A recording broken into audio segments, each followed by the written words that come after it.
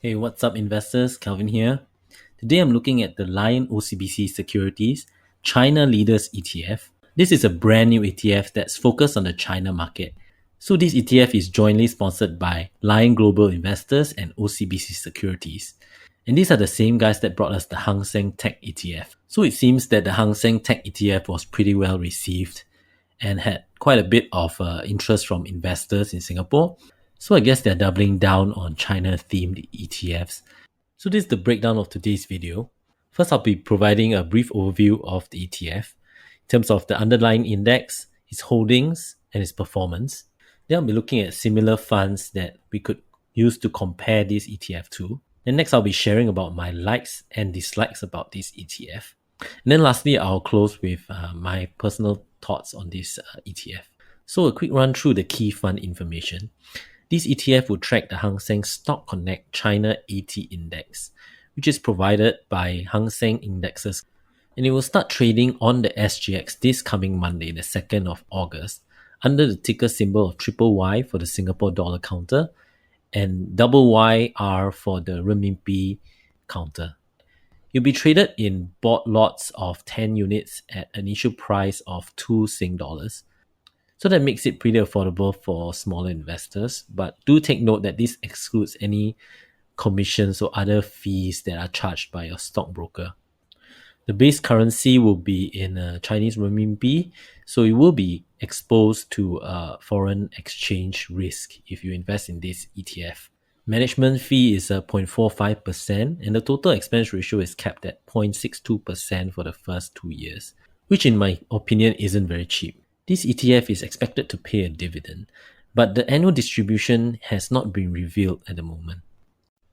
So first, let's take a look at the underlying index, which is the Hang Seng Stock Connect China 80 Index. So this index is pretty new and was launched only on the 3rd of May 2021, which is only 3 months ago.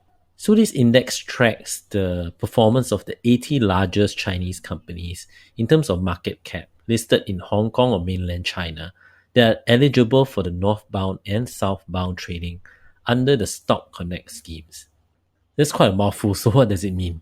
So let's unpack all of this. So this index only takes into account Chinese companies that are listed on the Hong Kong Stock Exchange, the Shanghai Stock Exchange, and the Shenzhen Stock Exchange. Then it will decide the weightage in the index by the free float adjusted market value of these Chinese companies. And then these companies need to be eligible for the northbound or southbound trading under the Stock Connect scheme. So what's the Stock Connect scheme, you ask me? This Stock Connect scheme basically connects the Hong Kong, Shanghai, and Shenzhen exchanges and allows foreign investors to invest in mainland China shares via the Hong Kong Stock Exchange, and it allows mainland China investors to invest in Hong Kong shares via the Shanghai and Shenzhen stock exchanges. So to find out more about this Stock Connect, I've linked a nice little infographic done up by Goldman Sachs in the description below. So do check it out. And also, if you want to find out more about the index methodology, you can click on this link on the Hang Seng Indexes website. I'll also provide the link below in the description. Right, so now let's take a look at the index holdings. Looking at the sector breakdown, the largest sector represented is financials with 29.5%, followed by technology at 17.3%. Then there's consumer staples at 14.4% and industrials at 10.4%. Then the stocks held are also pretty well distributed between the Hong Kong, Shanghai, and Shenzhen stock exchanges. So drilling down to the actual constituents of the index, we can see that the top 10 is actually pretty well balanced between new and old economy stocks.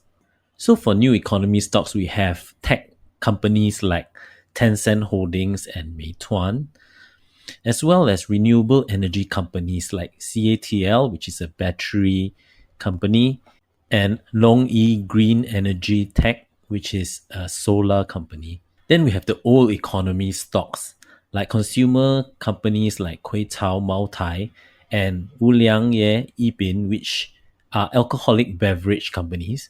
Then the rest of the top 10 are financial companies like Ping An Insurance, China Construction Bank, China Merchants Bank, and Ping An Bank.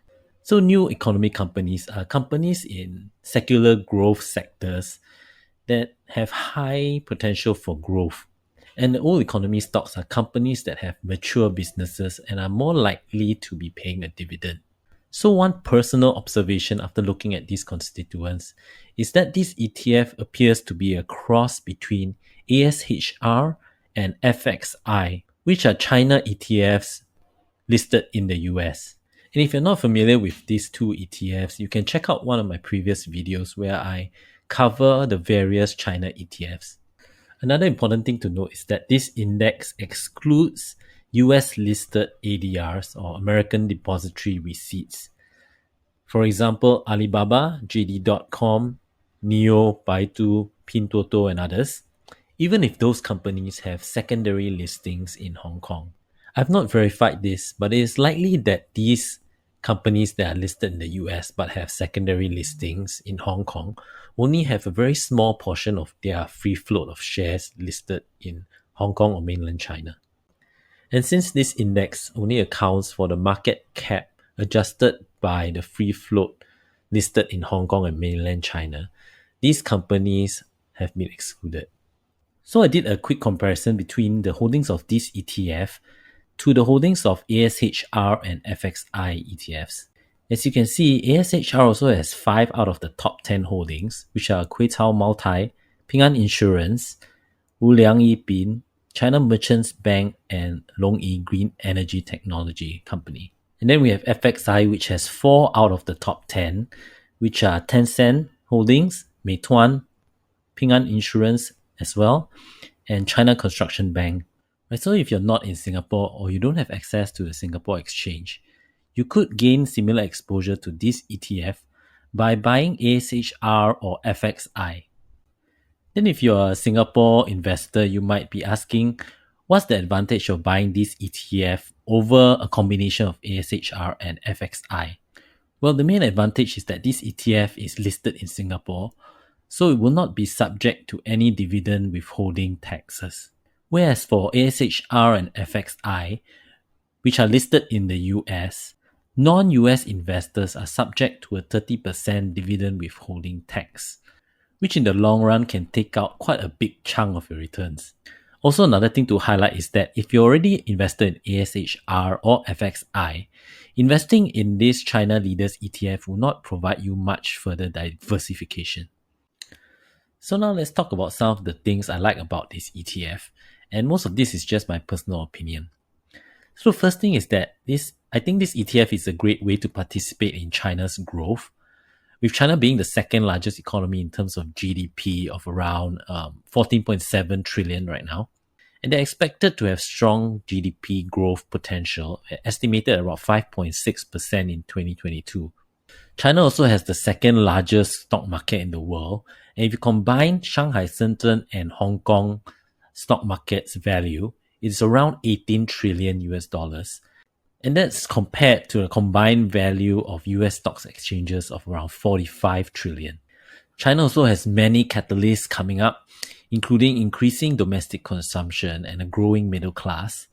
China also has a large population with increasing disposable income. In terms of technology and digitization, China is rapidly growing their digital economy. China also continues to open up their capital markets, although there's a bit of short-term pain right now with increased regulations. Another thing I like about this ETF is that it sidesteps the US delisting issues, since the constituents are listed in Hong Kong and mainland China.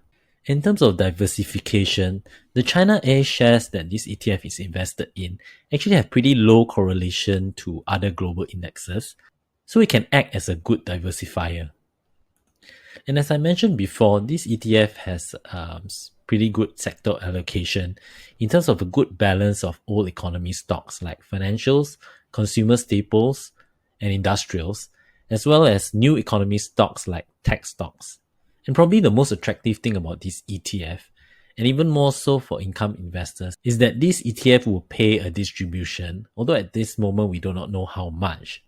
But by my estimates, using the average of the dividends paid by the top 10 holdings is around a 1.5 to 2% distribution. So there's a few things I dislike about this ETF, but the list is not very long. The first thing is the extremely negative sentiment towards Chinese stocks in the short term because of the regulatory crackdown by the Chinese authorities. But so far the crackdown is mostly limited to tech stocks for now. So the China A shares actually provides a little bit of a cushion. The other thing I dislike is that the ETF manager did not even provide an estimate of what the distribution payout might be. So as an income investor, if I'm looking to invest into this ETF, that's the one thing that I would like to know.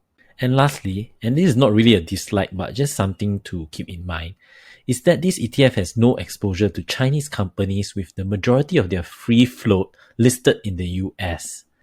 So if the Chinese authorities do indeed restrict Chinese companies from raising more capital in the US, hopefully more of these companies will seek a dual listing in Hong Kong or mainland China and offer up more of their free float shares in those exchanges.